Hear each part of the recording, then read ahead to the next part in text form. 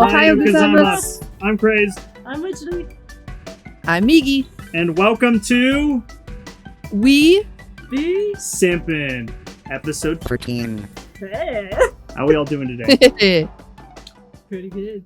Good. How about you, Chris? Yeah. I'm doing excellent. You know, Sunday for us, the end of the week. Actually, beginning of the week if you want to count Sundays being the beginning of the week. That's how some people I count see it as the beginning of my week. I would count at the beginning of the week as well. But it's still a rest day for me.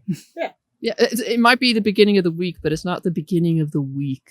Yeah, no, You know? see, for me it's like perfect because I start the week relaxing and then I end the week relaxing. Nice. That's a good way to think about it. Thank I you. never thought of it that way. I just thought of it as I have 2 days off of work, and that is it. But yeah, other than that, I'm peachy. Yeah. Everyone else peachy? Peachy. Peachy. All right. Peachy. We're all peachy. Well, we have a new structure with this entire episode. Which is probably Yep. how it should have always been. It should have. Migi did a lot of work off air. She And, helped us organize. and I think this episode we're going to stay organized as best as we can. It's gonna be pretty great, I As feel. best we can. Yeah. I say best we can because you never know. I can't make any promises. We do like to go off Yeah. the rails. Yeah. It's That's specifically. part of the charm. I think it's me. I go off the rails. I think I don't I'm the know, I one feel like pushing I us do off the too. rails. Migi, I mean, gotta keep us- if you have something to say, you have something to say. Yeah, that's true. I have a lot to Yeah. say apparently. You do. You Is were that- very you do. passionate. That's one of the reasons why we started this podcast. Mm-hmm. See, I thought you were going to say that's one of the reasons that I love him. Oh, yeah, I mean, I tell him that all the time. Tell me something I want to hear, okay? Not what I already know. But yeah, we have a whole structure now where this is kind of like our little greet and meet, and then we also have this new segment for the weeb update, our weekly weeb Yeah. update thing, and then we'll get on to the topic at hand, and I think that's pretty great. We're going to call it the Weebly Update. The Weebly update. Weebly update! All right, we're changing that. Yep, she's already changing it. We're all sharing like a Google Docs sheet, and we're just all looking at it at the same time to kind of just make sure we're staying on track. So, Amazing. do we want to get into our Weebly update now? I'm gonna Yeah. get into the Weebly Update. Well, how about we start with ladies first? And by ladies, I mean, Misters before sisters. sure. I'm the mister. I go Tell us first. about your You're the odd one out in the group, so you go first. How about that? So for my Weebly update, and how this is structured is we're just sticking to kind of a general like anime, manga, light novels, so on and so forth. Kind of just keeping it in theme of the podcast, and I think that's great. So for me, I wrapped up Vinland Saga. They finally ended the whole series. It's so good. I think it's one of my favorites. Like I think it's surpassed Berserk, Wow. which is hard to top. I mean, I think Vinland Yeah. Saga just had this emotional story, and not that Berserk does. And I've talked about this. I don't know if Not we've that even ever Berserk talked about it on doesn't. the podcast, but like I really like Berserk for its themes, its fantasy and stuff. But like there's something with Vinland Saga that I really really love, and that is like the characters and the story and the emotional journey that everybody goes on, especially the main character Thorfinn. And it's just the ride was well worth it by the end. And I don't want to spoil anything for the end, but it was perfect how it was all wrapped up. Oh, I love that. I'm really hoping we can get the animation form of this now, because they stopped at the farm arc in anime right form, after and they could do it all now. There's no excuse. It's just that's if Mappa You hear can. that? Anime makers, no excuses. Yeah. Well, that's if Mappa can stop doing so much and just Yeah, they need to dial it back a bit. because they are killing it in the space. I think they're probably one of my favorite anime studios. They even do original work, don't they? Yeah, like earlier this year they did Oh. Zenshu. Zenshu was an amazing isekai Oh, yeah. anime that I didn't think I would love. That's probably one of my favorites. I still think about that. That's probably one of my favorites this year. Oh, which is really? crazy. Well, I had that on my to watch list. Oh, So you're gonna love it.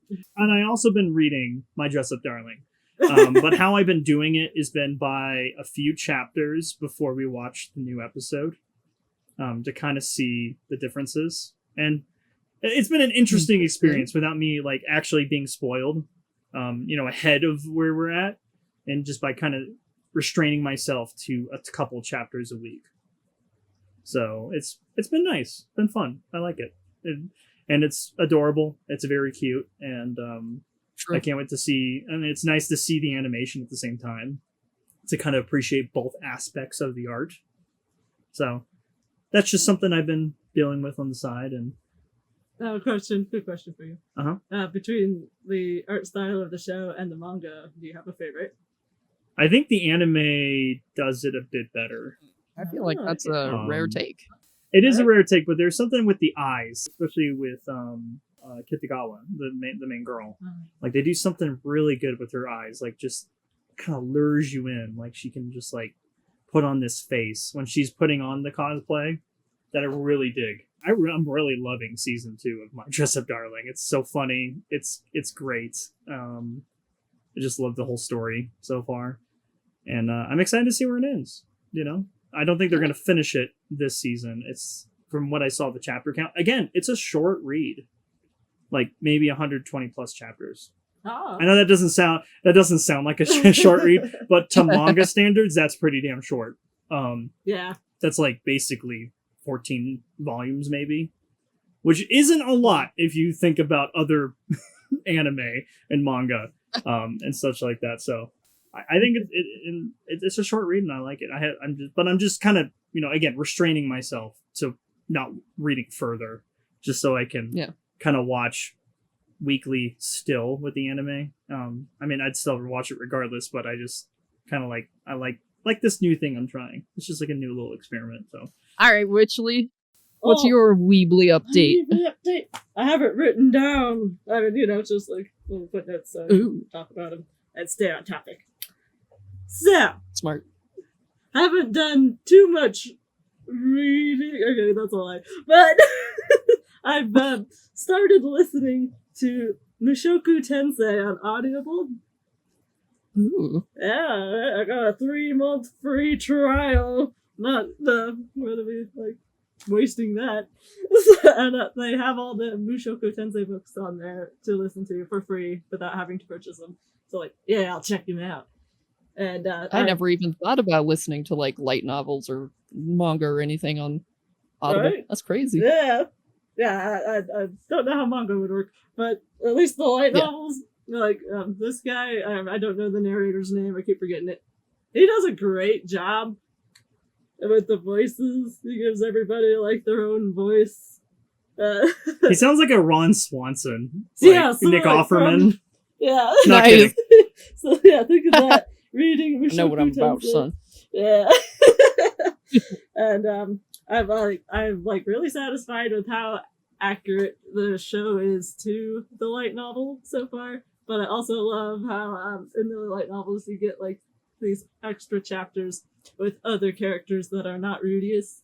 So you get to see like Rudius growing up through Zenith's eyes at the end of the first book, and like her thoughts about him and everything. So just seeing how she's always felt like that he had no interest in her as a person until like she was about ready to leave the family, and then that's when she realized, oh, he really does love me and all that kind of stuff. I was like, oh. So I thought that was very sweet. It's just been a really fun thing to listen to. Maybe a little weird at parts, especially if your windows are open. I've been really liking hearing it too, because I'm hearing it sometimes when I'm editing and stuff like that when I get home, and it makes me want to rewatch the show. I love that show so much. Yeah. I know. I feel the same, and that's one of my husband's favorite animes as well. Oh, heck yeah! Then I highly recommend listening to them. And then I have a visual novel update. Vision update? Yeah, my vision update. So I'm still playing the bad endings to Red Bell's Lament.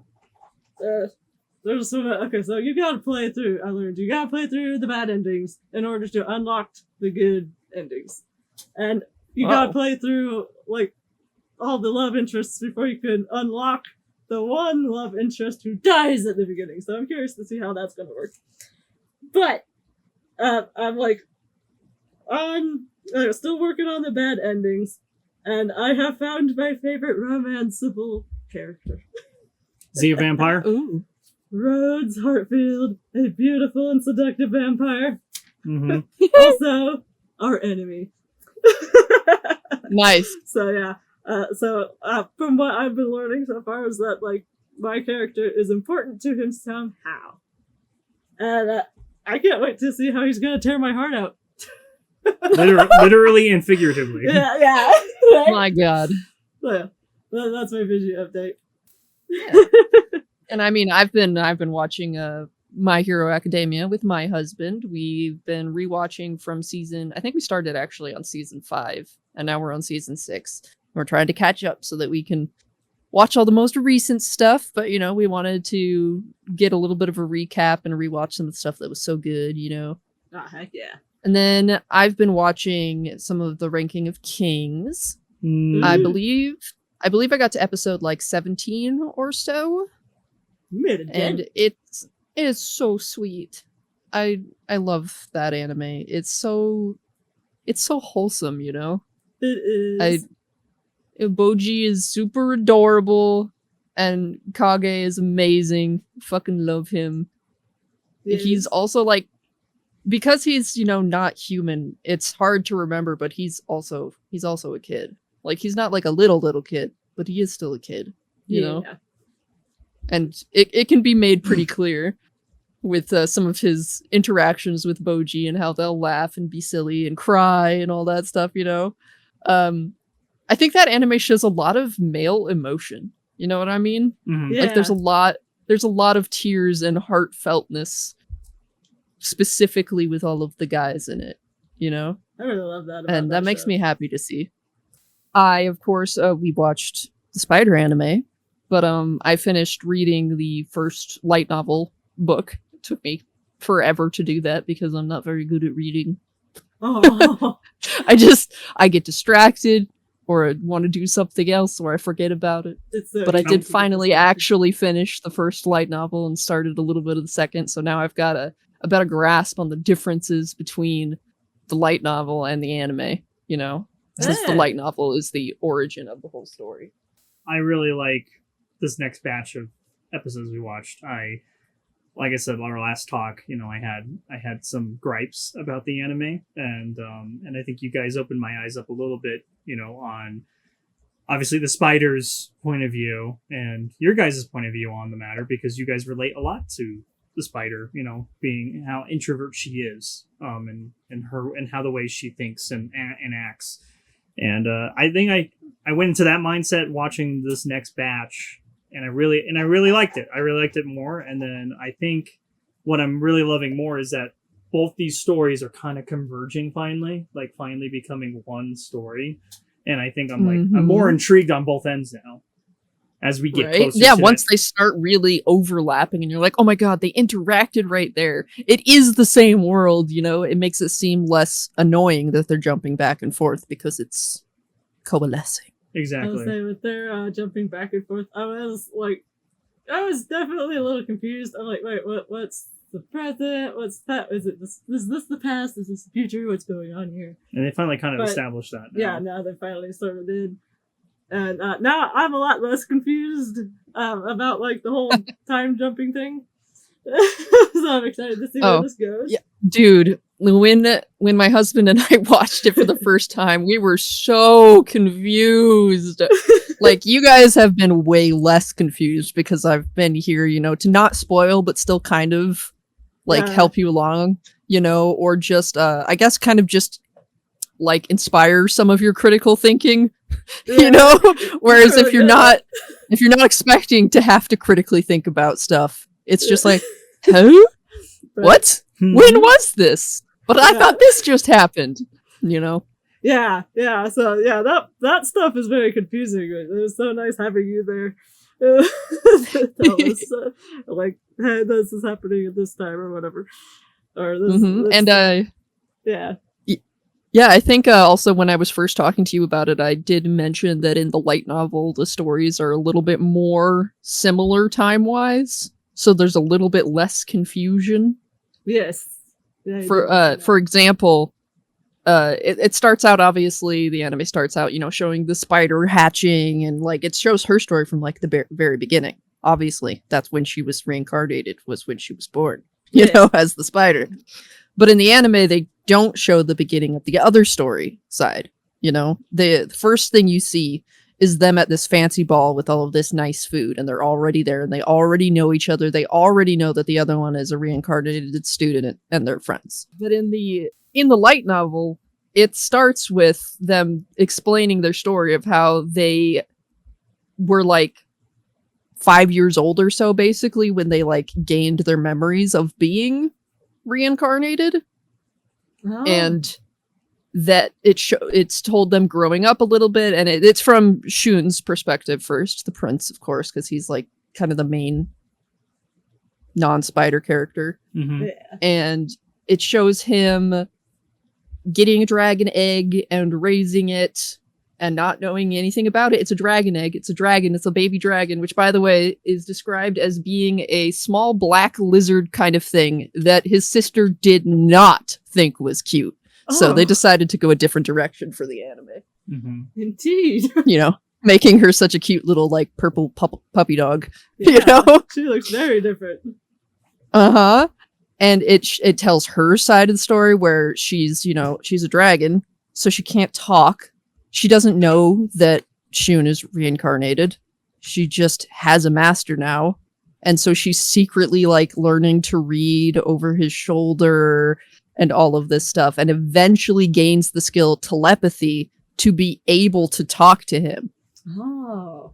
There's work involved. It took her a while, and it tells the story of him meeting the other guy that was reincarnated as the lady, and them becoming really close friends. And it also does some world building in that appraisal, obviously. Yeah. Main skill, first skill that the spider gets in the anime. Well, she learns that it's annoying really quickly, right? It's not telling her anything she doesn't already know, and it's giving her a massive headache. Yeah. Well, in the light novel, it's much worse than that. It gives you insane, debilitating headaches and gives you no information, and is really, really hard to level up. So in the light novel, basically nobody has the skill appraisal. Instead, really rich families have the ability to buy and own these special appraisal stones so that they can appraise their children and such, which is why you would know anything about your skills and stats and anything. So they changed that for the anime too. They have them using appraisal, and it's like, they don't though. Was it just more convenient, do you think, to just make some of them know appraisal? I think so. I think also because they didn't want to tell so much of the backstory and the world building, because they were trying to like get through stuff faster, I think, and focus more on the spider. Yeah, that makes You know? sense. It's definitely faster if Yeah. that's the case. Yeah, oh, absolutely. It really, really jumps forward. It's funny because watching the anime, you're like, just get back to the spider. Well, that's what they were trying to do, which is why they kind of cut and changed some things, Yeah. And I would say the other big difference with the world building thing is they make it pretty clear early on that in this world, you only gain experience and levels from killing things. Oh. Which makes the whole world seem a lot darker. It does. They don't really explain that in the anime ever. No, yeah, because I figured, like, I don't know, would it be the same with, like, the healing magic to level it up? Would you have to, like, kill something in order to, and, like, or get you injured? can level up a skill by using it, but you won't level up yourself unless you kill things. Alright. Oh, interesting. Okay. Yeah, which means then you won't get more skill points to use to buy more skills. Yeah. It just feels very video gamey. Yeah, it's very video gamey, but that kind of dark fact of you have to kill to gain levels is pretty intense, and the spider wouldn't know because she's always having to kill to survive and to eat. Yeah. That is true. Thank goodness. Turns she out does. the whole world is dark like that, and that's part of why it's so impressive that she has so many levels, and also why it's so scary. Yeah. One thing Yeah, I I really mean- loved in the one of the last episodes we watched was when that party went down to like fight this monster, and it's the spider. I was like, oh shit, that's her. She looks very different to these people Mhm. as like Mhm. compared to her own mind. And like what you pointed out, Miggy, is that she imagines herself with those Pikachu ears. And I love that. She imagines herself much cuter than she is. Maybe that's because so she's great. actually thinking of Pokemon because she was a Maybe gamer, so, yeah. you know, and there's evolving in this and stuff, so she might literally be thinking of Pokemon, and thus she envisions herself that way. Ah, that makes it even better. I love that. We usually binge like 5 to 8 episodes every week with together. So that's kind of the mindset we have going for it. So hopefully we'll be done in the next week or so. But should we move on to the main topic at hand, Yeah. which is 3 OPs with jam and beats? We Meaning each 3 have each. our own. Yeah. Yeah. I should Yeah. specify 3 each, so we have 9 total here. We just wanted to talk about some really good music and really good openings to some of our favorite animes, and we chose 3 each. So how about we go around the table? I guess in no particular order. I'm just going to go through my list. We all 3 have 3 different ones. And we can all chime in on all 3 because we watched all 3. Now, to be clear, we did actually change it off air last minute. Yeah. Oh my god, you did! Why did you do this? Well, we did this yesterday. I should have said something. I changed one of mine, and I think And we she should change. changed one of hers. So- I have a reason for that. How can you do this to me? I'm so sorry. Betrayal! I'm so Betrayal! Well, if you have you watched any of those, or do you need to watch the intros again, real quick? I have, but I can't just think of them off the top of my head. Okay. But I do know them both. Oh. And I do remember them both being jammins. So Okay, well then, hopefully you can vibe off that. just vibe off it. I'm so So sorry. my number 1, which seems like a cop out, but I don't care. I love it. It's so good. It is Cowboy Bebop. The intro to that, and it's the song is called Tank. It's jazz. What else can I say other than jazz, man? It's such a perfect song to what essentially is an all-time classic sci-fi adventure. You know, it's regarded as a generation-defining series. More importantly, it is Shinichiro Watanabe's anime is specifically recognized for its soundtrack. Is what I would say. I think the soundtrack is the best part of this entire anime, and the opening doesn't skip on that at all. It lets you know right up front. It's a jazz-driven masterpiece that perfectly complements the story's blend of sci-fi and Western tropes. You know, I watched Firefly before this show for the first time. Same. You know, and Yeah, so me too. I had the same vibes. You know, with what Mhm. Firefly was doing, and then I watched this shortly after, and it's just It's because it's space western. yeah. And it's so great. It's a perfect genre. In Cowboy Bebop, it hits the mark in nearly every area, with everything coming together to create a powerful, immersive, and entertaining epic that has stood the test of time. But I still think music is the big part of the show's legacy. Like, you can't tell me when I say Cowboy Bebop, you can't think of the opening first. That's the first thing that pops into my head. I've heard that opening most of my life, like in particular, because like my family was the family who always had the TV on, you know, Mhm. and even if they left the room, the TV was on because they would eventually be back, and sometimes Cowboy Bebop would just play at night, of course, and that is a song that I have like known ever since the early 2000s, and I only just like watched it for the first time back in like 2015 or 2016. And I see why this was on all the time. It's just the OP does this harmonious marriage of visuals and music. It perfectly distills the effortless blend of cool fun, and it's not willing. It's not only willing to take risks, but also has the confidence to make them, and it just speaks so clearly to what the intro is, and that's Tank. Miki, do you have anything to say about Cowboy Bebop? I would say that when I think of it, I just get like a lot of flashes of images, and that's probably partially because of the intro. And it's definitely a good anime. I think that my husband did gripe a little bit that it's like they're always failing their jobs and not getting money and starving to death and going to die and then somehow still surviving. It's like every episode, we don't have any money and we just failed this job. We're gonna die. Next episode, we still need money. It just keeps going. That's what Space Dandy also does, which is by the same creator of Cowboy Bebop and in the same universe as Cowboy Bebop. So good. It's so great. Have you ever watched Space Dandy? Maybe this was written by a cowboy who needs money. Oh yeah. Or a struggling animator that really needs money. Somebody that is struggling with money was writing these stories. But that's my first pick, guys. I had to go with probably the most obvious one for a jam and beats OP, but you're also the biggest jazz lover. I think, love jazz amongst the three of us. I mean, I was a percussionist in jazz band, so I think I have a little bit of right here. Just a little bit of seniority. Nice.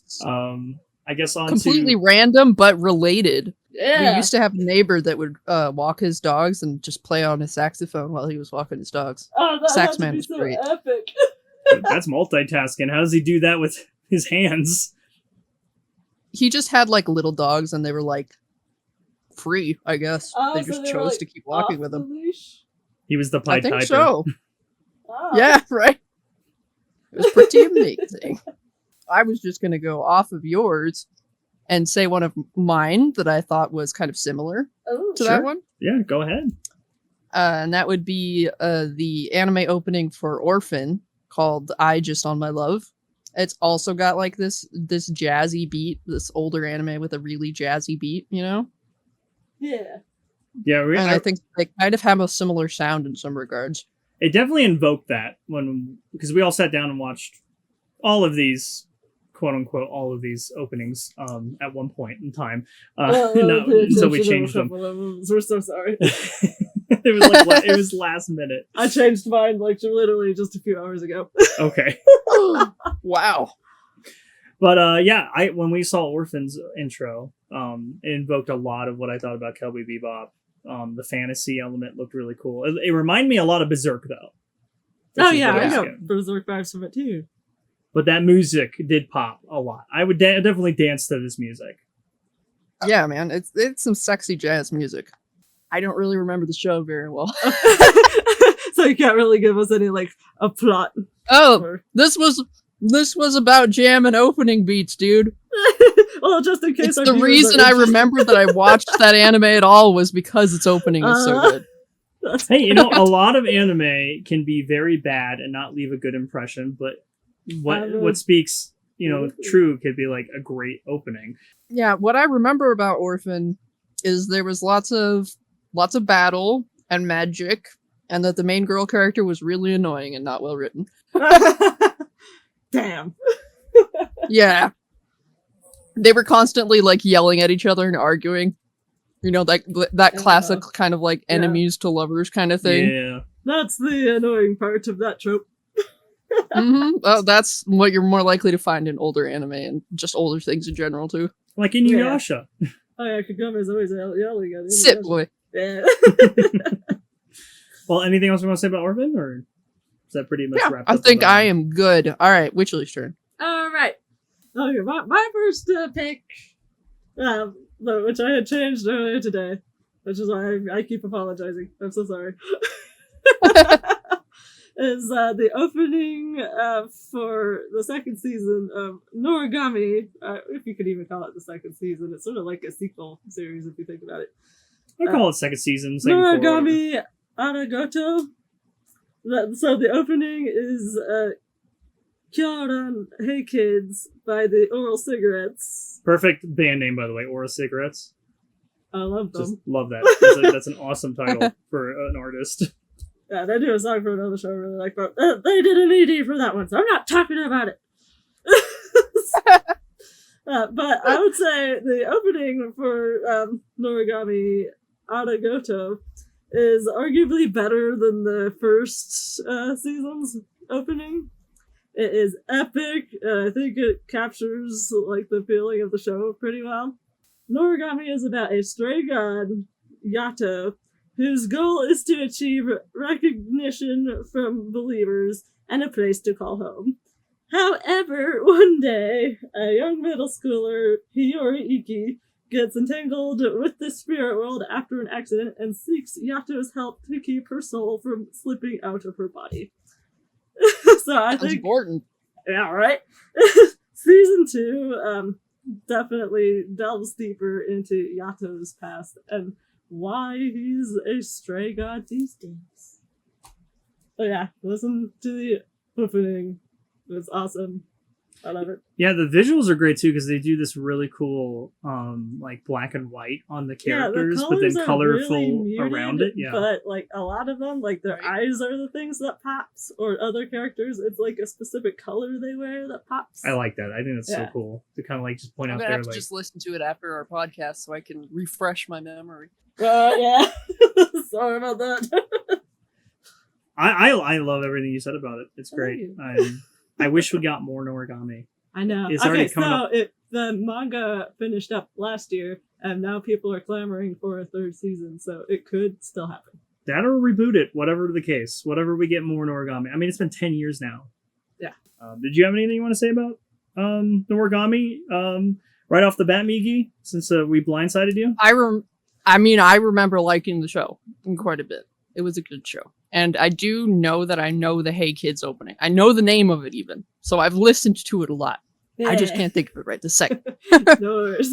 It's the one song I think that gets randomly stuck in my head sometimes. Yeah, there's like a moment where you just didn't remember what it was called, It and was you went, the most obscure section of the song, and I was trying to get him to like figure out what stuck in my head so I could figure out what the rest of the tune was. and I got it. Yeah, he got it. He figured it Just out. based on that one little It tune. was like maybe so like You'll- 3 little beats or something.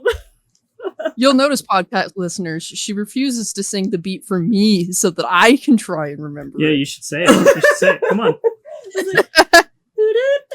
That was it. Yeah, That and was a then little you bit. had to figure it out from that. And I did good. You did good. He figured it out from that. Nice. I was like, thank you. Oh my god, because it was stuck in my head for like a couple of days. If I didn't watch it, I probably wouldn't have gotten it. And you Yeah. would have still had that in your head for the rest of your life. it'd still be driving me crazy. Well, that was That was my first pick. So. good first pick. All right. Thank you. I'm on to my second. Death Parade by Bradio, and it's called Flyers, the song. Now, this song, it doesn't fit the tone of Death Parade's story. Yeah, I actually remember us reading that one comment on the YouTube video that you said was very accurate, where the music was parade and the anime was death. Yes. The song is so good that it doesn't matter about the tone. It's set in the afterlife. The anime revolves around Decium, a bartender who challenges recently deceased people to games to determine what will happen to their souls. Episodes are high stakes, action, intense, and often delves into somber themes and tragic backstories. It's not a lighthearted show. And again, Damn, you're like challenges us to games, and I'm like, all right, if it's Rock Band, I've got this. But you don't mean that. no, I do not. It's like it starts. I think even like the first episode starts with darts, like just throwing darts at a board. Yeah. And even then, that Wow. is like very high stakes, and it just becomes even more like just nail biting. Imagine the fate of your soul being gambled on that. Shouldn't it be based off of what you did during your life or some shit? Like, god damn. Well, the thing is, Decium kind of does. He's judging both of them. He's judging. Okay, good. He's judging people that come in into the bar based on their life. So he is kind of like the judge, jury, and executioner at the end of the day, but he's using it with games. Very interesting. And doesn't the way like how they play the games sort of show what kind of people they are? Yeah, so like over time, you'll start to see their true colors, and then that's how he can start kind of to determine who goes where, either down to the depths of hell, or maybe get reincarnated or go to heaven. Whereas, perfect segue into my next song, I think it fits the tone perfectly for Mashal Season 2 with Bling Bong Bon Born. Perfect. Which is such a good fucking jamming song, and it is so silly. They do that thing where they sing in Japanese, but they also have some English words in there, and it's so great. One of the lines is literally, "Who's the best? I'm the best. Oh yeah," and it's perfect. It's a really good song. Like, I often think about that song, and I think it might be better than the Dan to Dan one. Right, well, it does also come with its own dance. It does come with dance. If anyone dances in an opening, it's kind of, I wouldn't say cheating, but it's like kind of just warrants it for it to be a masterpiece at that point. You got a song you can dance to. You literally have Mash himself doing the fucking dance, like it's like perfect, and then you can just replicate that. Yeah, it's perfect. Yeah. It's awesome. I mean, the best premise of the show is it's just Harry Potter One Punch Man. It's muscles versus it is magic. Yeah. I mean, I love season 1. I thought it was funny. Even has we watched it dubbed halfway through. No, we started subbed and then ended dubbed? Yeah, we ended dubbed because it had Alex Lee as Mash. I love that. I love the dub. I love how Mashal is dubbed. I don't know what else to say. Yeah, Just the way that he talks. Literally one of my favorite lines ever is he's being sunk into the floor and he's holding his cream puff just like way above his head as he's sinking, and he's just like, "Save my baby." It's just so fucking funny. Oh, yeah, I want to say, in the first season with that, mandrake radish thing, when he slaps him. Marshall smacks it, and it's like, oh! That cracked me up so bad. Bling Bong Bon Born, yeah. Yep. Okay. Alright, you want to go into your number 2? Alright, yes. Which is probably my favorite one from your list. Oh, yeah? Is it? Ya boy Kong Ming! Ya boy Kong Ming! I feel like it kind of goes with my second choice too. Yeah. With the silly name and then this kind of silly "I'm so cool" vibe, Yeah, alright. Yeah, so we got to show you this opening. This opening was awesome. I still love this opening so much, and it makes me just want to dance to what Kong Ming is doing. Just the slow, movement. You hear the song now, you're gonna be thinking of the slow, smooth dance moves. It's perfect. So, talk about your boy Kong Ming. So, first off, the song itself, Chicky Chicky Ban Ban.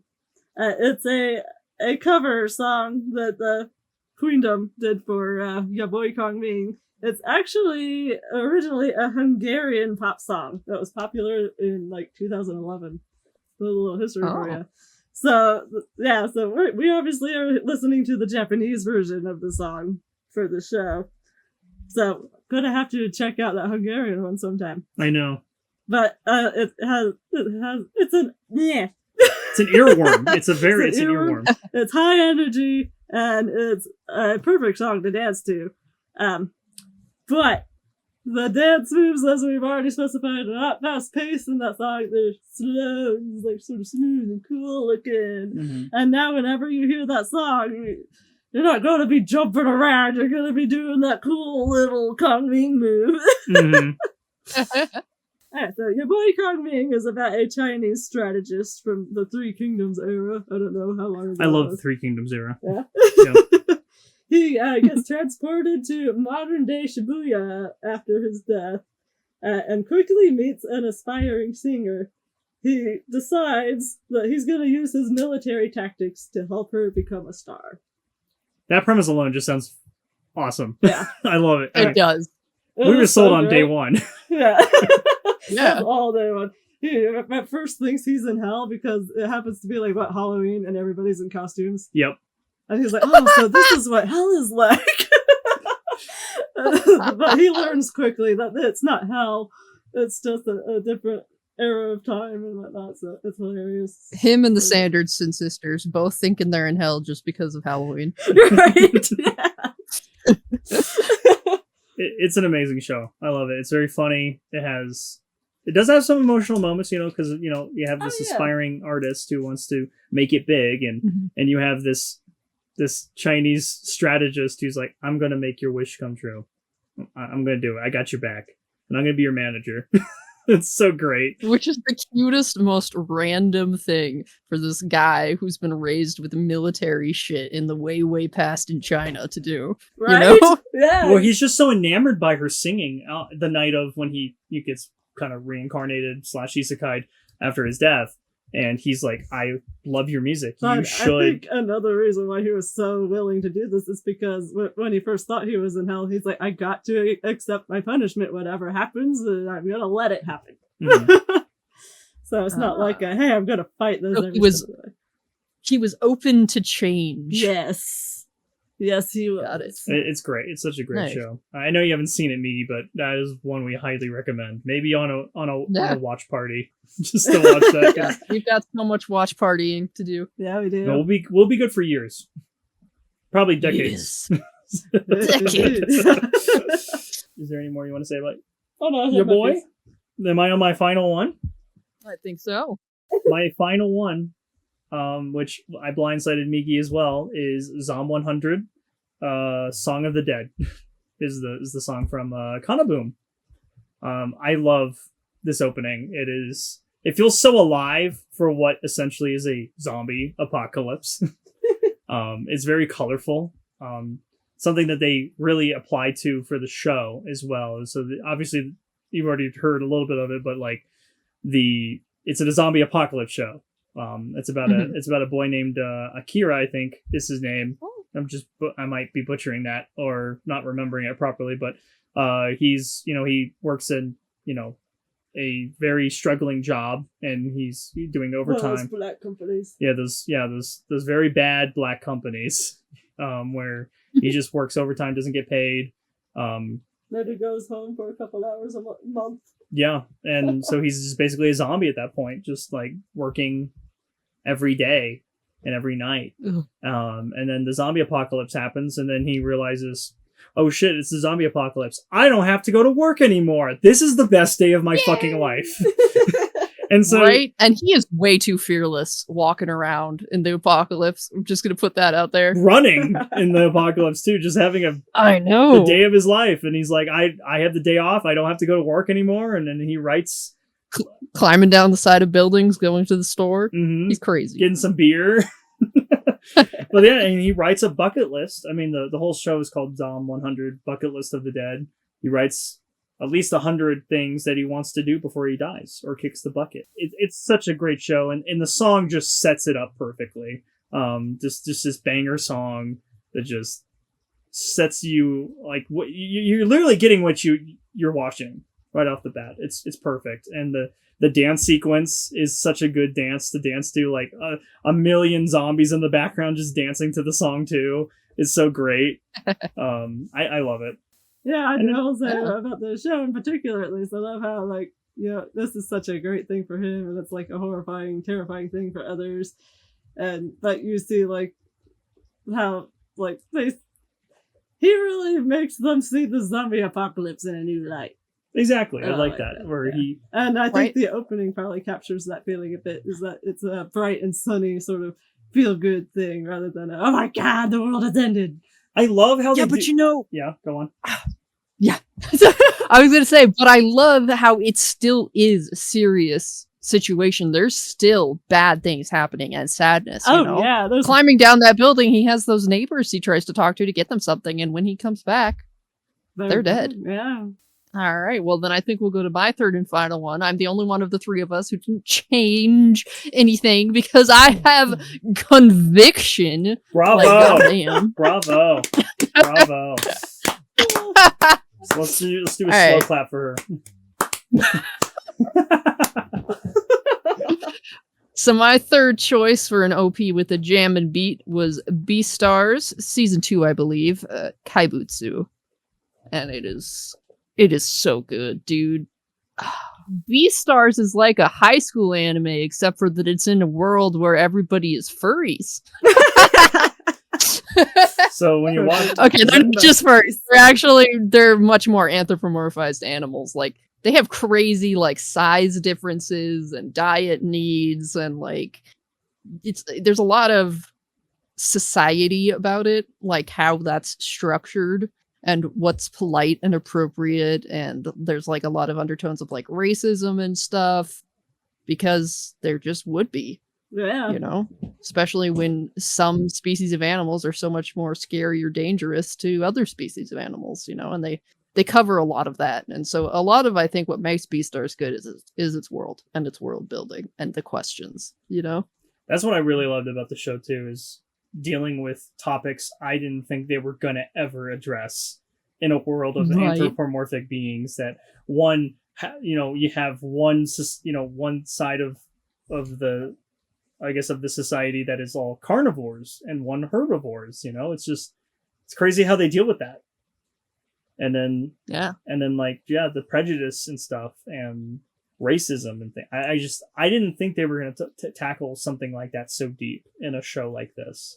I thought it was just going to be like a bunch of furries in high school, like your typical slice of life high school anime. But they dealt with some very heavy topics that I just love. I think the openings portray that there's heaviness to this, that there's darkness to this anime, you know? Oh, yeah, there's definitely darkness. I mean, you have essentially Legoshi as the main character, who's like, he's a wolf, you know, and he falls in love with a bunny, who is basically like the polar opposite of each other, like living in two different worlds.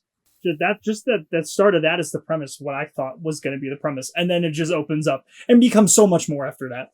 I'm also going to say, side note, one of the things I like about it so much is they don't do that bullshit that so many things do, where the male is like animal beastie and then the girl is hot lady with animal features. There's no making the bunny more feminine. It's a bunny face, you know? Yeah, I like that and too. I love and appreciate that so much. You know, it's like, no, they made them the animals. They're not adhering to our weird needing to super sexualize the women for some reason, you know? Yeah, they could have easily made Lola the bunny again. And I would have loved the show even more, but... Let's get to the final choice of jammin' anime OPs with Witchly. Yes. Mm-hmm. Now, I guess in a way you could sort of put this up there with your first choice. It's crazy. I mean, not jazzy-wise, but just theme of the anime-wise. Trigun Stampede Tombi by, I can't read his name, Kivi Baba? It's okay, you don't have to. I want people to be able to look it up if they're interested. We'll have it in the description below for you guys to all check out all the songs. I think if you know the name of the anime, usually that's all you need. Knowing the name of the anime and the name of the song, definitely good enough. You guys already put more effort trying to think of the artists, where I'm just like, it's called this, it's this anime. I don't know the artist. Alright, so this song has a great beat, but it also has this like haunting sound that almost feels helpless with a glimmer of hope, I would say. The way the song makes me feel, I decided to look up the lyrics for it, actually. Oh, okay. And, this is cool. I like this. My feelings were so spot on.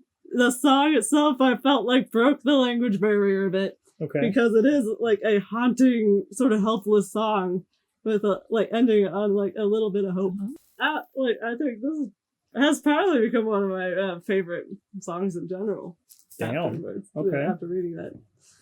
So, anyway, I'm trying to say both words at the same time. Trigun Stampede is a reimagining of the manga, not even the original anime. Yeah, it's entirely new story, which I really love how they did that. A space western and a post-apocalyptic setting about Vash the Stampede, a gunslinger with a large bounty on his head. I really love that you chose Trigun Stampede because this is the same people that does Beastars. No, yeah, that's right. Funny Same enough. studio. Yeah, same They studio. are so great with their animation. Yeah, with the their 3D, like, this is animation. probably the best looking 3D I've ever seen. And that's saying something because I love Beastars as well. But, like, they amped up their game even more with Trigun. And it shows. It's amazing visually. And you see that in the intro. The intro has this just amazing, visually haunting just representation of the planet and all the sand and Vash going through it and walking in this wasteland. It's so haunting but beautiful at the same time. It was very pretty. Yeah, it was very pretty. And he's more attractive, I would say. I was about to say that too. He's hotter than his original. I will speak to that too, because like, yeah, if you look at his like 1989's version, I mean, like, he has something like that. I'm just like, late 80s, early 90s. The broom head. Yeah, he had that he had a broom head, but like this one, he has like this kind of swerve side cuts. He's got real hair now. He's got hair you would love to have your fingers in. Oh my god! Wow, Chris. Hey, I can simp for men. Yes, you can. I'm all for it. See? Yeah, I was gonna say, Witchley is into this. I love Bullam. Okay. We're gonna have to rewatch it anyway because they're doing the final season. Oh, hell yeah. For Trigun Stampede. I think they're calling it Trigun Star Blazer or something. So that one will be probably next year, but because they're trying to wrap up Beastars right now. Season 3. Gotcha. So, yeah, perfect. This has been We Be Simpin' Guys, episode 12. Let us know down in the comments below over on YouTube, Spotify, because you can leave comments on Spotify. I looked it up. It's real. You can just let us know down below what your guys' favorites opening songs are with amazing jamming songs too, you know? You could dance or at least tap your feet too. Yeah, or nod your head. Yeah. Whatever the case. Or just in general, what is your favorite openings? Let us know down in the comments below. Also, email us, you know, your questions, comments, concerns, thoughts, ideas over on the podcast so we can talk about them.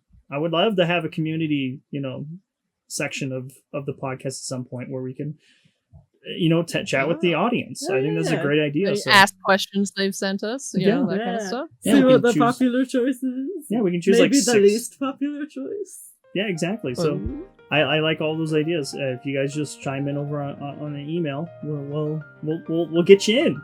So, and that's a podcast. So as we always say, ja mate.